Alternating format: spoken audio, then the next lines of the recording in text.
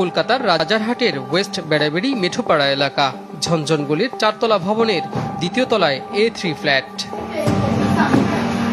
6 জানুয়ারি রাতেও এই ফ্ল্যাটে ছিলেন ঢাকা উত্তর সিটির 6 নং ওয়ার্ডের সাবেক কাউন্সিলর তাইজুল ইসলাম চৌধুরী ওরফে বাপ্পি।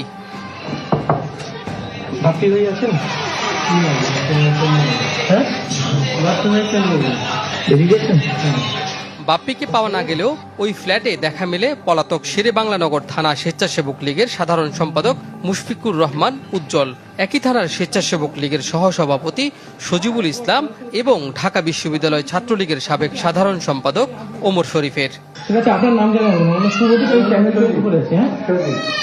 আপনি কোন কোথায় কটা মামলা খেয়েছি? আমি 9টা মামলা খেয়েছি। আমার নামে 9টা মামলা। এই দুটো সবচেয়ে ডেয়ারিং মামলা হচ্ছে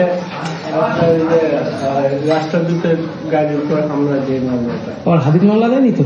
না, হাদির মামলা একা দাদাই খেয়েছি। হ্যাঁ। বাপ্পি যে এখানে ছিলেন তা নিশ্চিত করেন পলাতক এই নেতারাও। স্থানীয়রা জানান, প্রায় 1 বছরের বেশি সময় ধরে কলকাতার এই এলাকায় পুলিশ পরিচয়ে বাপ্পি ও আওয়ামী লীগের কয়েকজন আত্মগোপনে থাকেন। একাধিক সূত্র চ্যানেল 24-কে নিশ্চিত করেছে কলকাতার পুলিশের হাতে আটক হয়েছেন তাইজুল ইসলাম চৌধুরী বাপ্পি। যদিও নারায়ণপুর থানা পুলিশ এ বিষয়ে কোনো বক্তব্য দিতে রাজি হয়নি। 5 আগস্টের পর থেকে পলাতক তাইজুল ইসলাম চৌধুরী বাপ্পি। রূপনগরে কাউন্সিলর কার্যালয়ের কর্মকর্তারা জানান, সবশেষ 24-এর 3 আগস্ট এখানে এসেছিলেন তিনি। নিত্য নতুন নিউজ আপডেট পেতে লাইক, কমেন্টে এবং শেয়ার করে রোজ খবরের সাথেই থাকুন।